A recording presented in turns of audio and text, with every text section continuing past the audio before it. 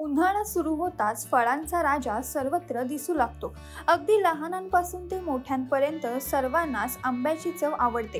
फळांचा राजा म्हणून आंब्याकडे पाहिलं जातं। आंब्यामध्ये देखील विविध प्रकार आहेत, जसे की हापूस, तोतापुरी, कलमी, पायरी असे अनेक। आंब्याची रसाळ चव चाखण्यासाठी लोक संपूर्ण वर्ष वाट पाहत असतात। आंब्याचा भाव कितीही सडलेला असो, हौशी लोक आंबा खरेदी करून त्याची चव चाखतातच। आंब्यामध्ये अँटीऑक्सिडेंट, व्हिटॅमिन ए, फायबर आणि व्हिटॅमिन सी आढळतं, ज्यामुळे शरीराला अनेक फायदे होतात।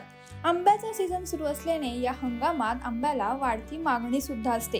त्यामुळे अनेक जण नफा मिळवण्याच्या हव्यासापोटी केमिकल पद्धतीने आंबे पिकवून बाजारात विकतात। पण असे आंबे खाल्ल्याने शरीराचं अनेक प्रकारे नुकसान होतं। त्यामुळे आंबा खरेदी करताना तो केमिकलने पिकवलेला नसावा।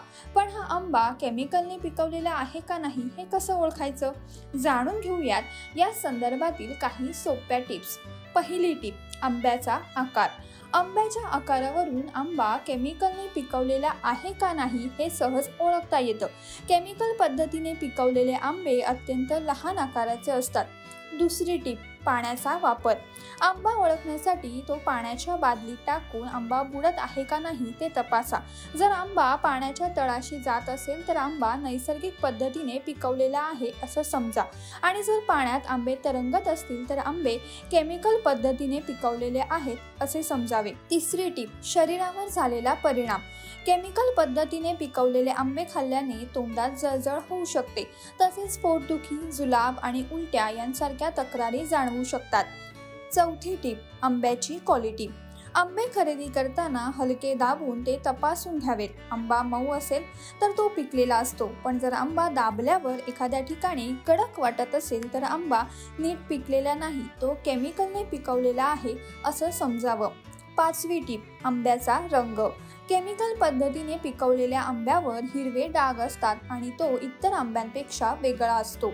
सहावी आणि शेवटची टिप, रसाने ओळखा। यासाठी आंबा कापून घ्या। कापताना जर आंब्यातून रस टपकत असेल तर आंबा नैसर्गिक पद्धतीने पिकवलेला आहे असे समजा, कारण केमिकल पद्धतीने पिकवलेल्या आंब्याला अजिबात रस नसतो। तुम्हाला ही माहिती कशी वाटली आम्हाला नक्की कळवा, आणि अशाच नवनवीन आणि माहितीपूर्ण व्हिडिओसाठी माय महानगर मानिनीला जरूर सबस्क्राईब करा।